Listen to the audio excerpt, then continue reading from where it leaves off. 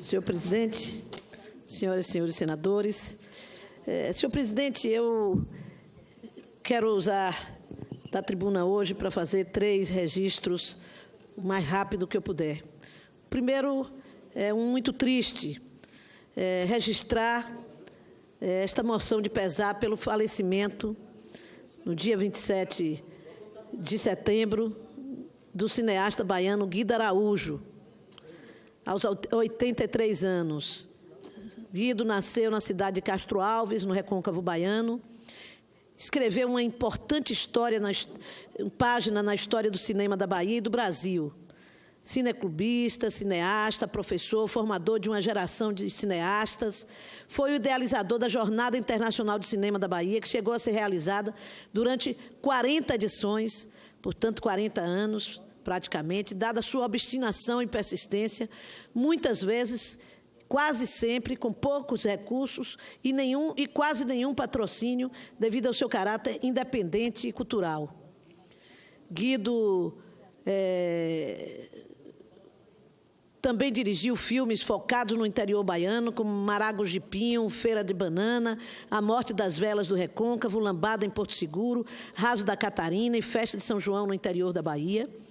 Recentemente foi homenageado com a série O Senhor das Jornadas, dirigida por Jorge Alfredo Guimarães, também cineasta, e transmitida pela TVE, que conta sua trajetória desde a realização do filme Rio 40 Graus e Rio Zona Sul, ao lado de nomes como Nelson Pereira dos Santos, Jesse Valadão, Zequete e Hélio Silva, 2 filmes que marcam a história do cinema no Brasil e acompanharam a vida de Guido tantos anos depois, quando foi viver e estudar na Tchecoslováquia, onde também contribuiu para divulgar o cinema nacional. A série é um tributo ao seu papel na luta de resistência e promoção do cinema independente em nosso país. Todo o trabalho, a história de vida e defesa da cultura do cinema nacional. Quando fui prefeita, tive a alegria de poder contribuir com essa jornada de Guido, que se transformou numa missão de sua vida, e quero registrar aqui minhas sinceras condolências aos amigos, familiares, em especial à esposa Mila, os filhos Guido, André e Milena. Mas, senhor presidente, senhores senadores, coincidentemente tenho 2 senadores na mesa que têm interesse pelo assunto. Hoje nós realizamos na Comissão de Desenvolvimento Regional, senador Jorge Viana, uma audiência pública para discutir esta medida da ANAC, a resolução da ANAC, que, entre outras coisas, permite o pagamento da bagagem, né? Chamada, portanto, a resolução da bagagem, né? E foi um debate muito interessante. O senador Humberto Costa apresentou um projeto de resolução ao Senado, que está na Câmara agora, o que nós aprovamos no Senado, suspendendo essa posição da ANAC. Uma posição que Vossa Excelência foi relator. Uma posição que me chama a atenção, porque dos membros que estavam na mesa a Associação Brasileira de Empresas Aéreas, que tem sido um parceiro na discussão do aumento da malha aérea nacional e do fortalecimento do turismo em nosso país, mas que defendeu, claro, obviamente, os interesses das empresas de aviação aérea.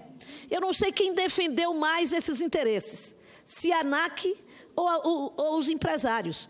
E a mim me surpreende, porque a ANAC tem a função de regulamentar o setor e fiscalizar. E, em nome de uma possível democratização da oferta de produtos e serviços, se está induzindo um tipo de consumo no país e, principalmente, está se fazendo uma política que não tem agradado ao consumidor. Quero registrar que esta audiência pública na nossa comissão, o senador Humberto, para que Vossa Excelência fique tranquilo em relação à posição que tomou, o quanto ela corresponde à opinião do consumidor brasileiro. Foi a audiência pública com maior nível de manifestação de internautas. Mais de 70 mensagens foram enviadas à nossa comissão. E 95% delas de desaprovação da medida. Então, eu vou fazer um relatório dessa audiência pública para trazer ao plenário do Senado para que nós possamos debatê-la mais. E, ao mesmo tempo, eu fiquei muito preocupada com aquela audiência, foi uma proposta minha que ela acontecesse, pela importância do debate, e preocupada com a comissão, com a CCJ, que tinha na pauta a questão da redução da maioridade penal e que eu queria muito poder participar para intervir. Graças a Deus, foi suspensa essa pauta, transferida para uma outra data, de maneira que eu poderei participar desse debate. E aí quero aproveitar, entrando um pouco nessa discussão, para dizer que o portal G1 lançou, em parceria com o Núcleo de Estudo da Violência, da USP, e o Fórum Brasileiro de Segurança Pública, um projeto inédito denominado Monitor da Violência, para tentar medir, entre aspas, o número de assassinatos no Brasil. Infelizmente, o número é estarrecedor. Em uma semana, foram registradas 1.195 mortes no Brasil, num período de 21 a 27 de agosto, o que leva a uma estimativa de mais de 62 mil assassinatos por ano. Um número aterrorizante, que se compara ao número de mortos na Guerra da Síria em 2016.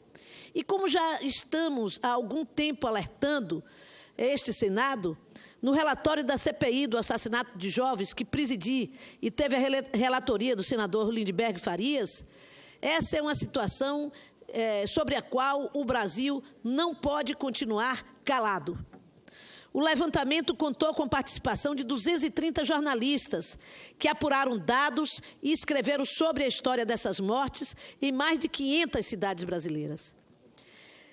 Segundo o Fórum de Segurança Pública, o Brasil concentra cerca de 3% da população mundial, porém é responsável por 12%, em média, de todas as mortes violentas, intencionais do planeta.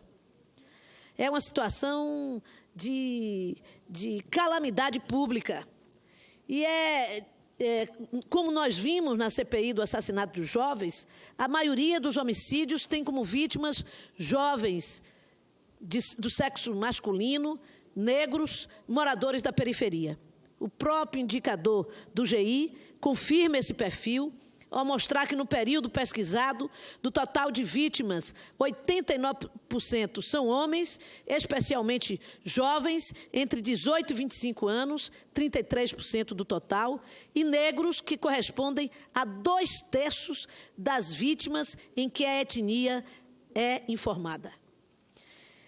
Diante dessa circunstância, eu gostaria de abordar, porque ela tem toda a relação com essa discussão sobre a maioridade penal, de alguns mitos em relação a essa questão da redução. Mito 1. Prender adolescentes reduz a violência. Não é verdade. Apenas 1% de todos os crimes e 0,5% dos homicídios no Brasil foram cometidos por adolescentes. Outro mito. Os jovens que cometem crimes ficam impunes. Também não é verdade. O Estatuto da Criança e do Adolescente pune adolescentes a partir de 12 anos de idade, com medidas socioeducativas, que inclui privação de liberdade, ou seja, prisão num espaço específico, especial. Portanto, o sistema brasileiro já é, sim, duro com adolescentes infratores, mais do que em muitos países onde esta idade não permite a punição. Aqui, jovens são julgados e responsabilizados a partir dos 12 anos de idade. Um outro mito, para finalizar. A redução da maioridade penal é tendência mundial. Isso não é verdade em absoluto. A maioria dos países mantém a maioridade penal acima dos 18 anos. Portanto, senhor presidente, uma outra questão. Nenhum país que reduziu a maioridade penal reduziu a violência. No Brasil, 70% dos ex-detentos voltam a cometer crimes.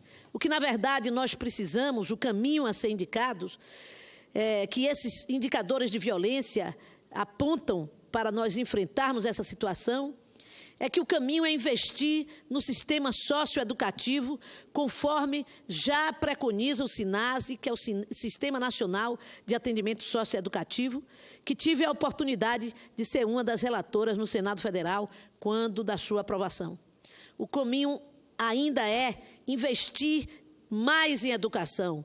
Só com educação de qualidade e oportunidades reais poderemos oferecer condições para tirar os nossos jovens do caminho da criminalidade.